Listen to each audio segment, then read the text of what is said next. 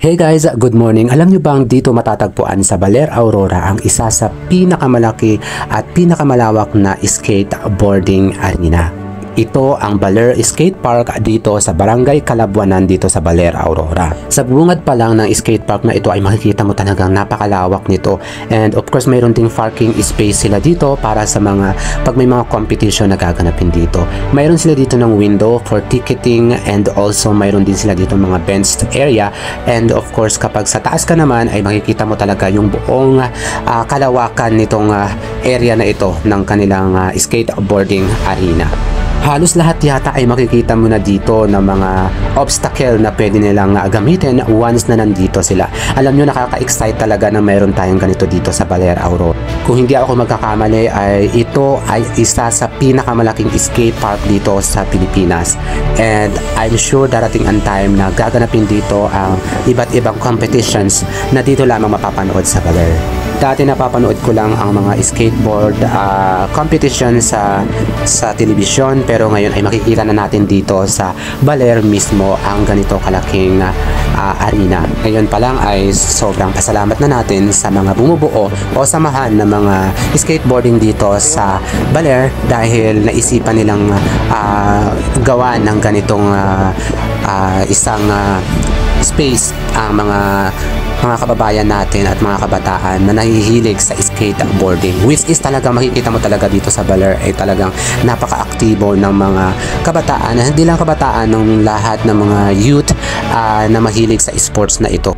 Ang skate park na ito ay kasalukuyan pa lamang itong ongoing ang kanilang construction dahil may extension pa ito sa likod para naman sa iba pang sports activities. Kung di ako magkakamali ay mayroon din sila ditong area sa likod na halos pwede ka mag-biking or yung skating naman. So nakaka-excite talaga yung program nila para dito. Hindi ako familiar sa mga obstacles na nakikita dito, pero sa unang tingin ko pa lang ay makikita mo talagang kompleto na sila dito dahil mayroon sila ditong iba't ibang klase ng ramps.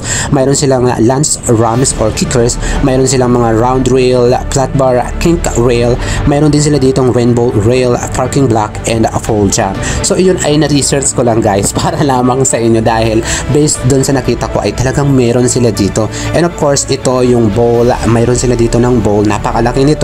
And mayroon din sila ng quarter 5, mayroon din ng half 5, mini ramp, spine, wave ramp, mayroon din sila dito ng vertical ramp and roll in, ledge ramp and bank ramp. I'm not sure kung ano pa yung tawag dito sa ibang nakikita dito, pero talagang kompleto na ito guys.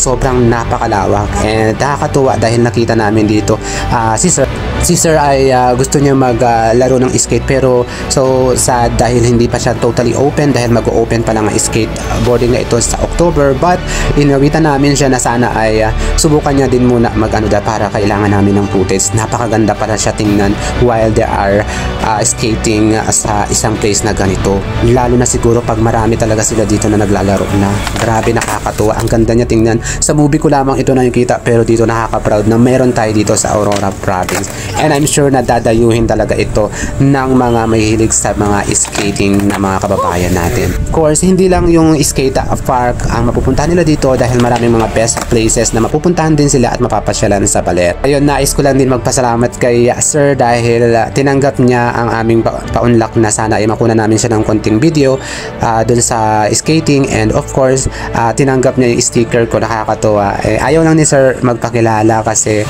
hindi pa kasi totally open ang skate park, so talagang na-excite din siya na ma-meet yung mga ibang skateboarders natin na maglalaro dito. So ayun, talagang sinulit ko yung araw dito para ipakita lang sa inyo, at kaya lang wala akong skating at hindi rin ako na skateboard, hindi rin ako marunong, so nag-parkour na lang ako dito. So yun guys, enjoy and magkita-kita tayo pag may mga competition dito lamang yan sa Baler, Aurora.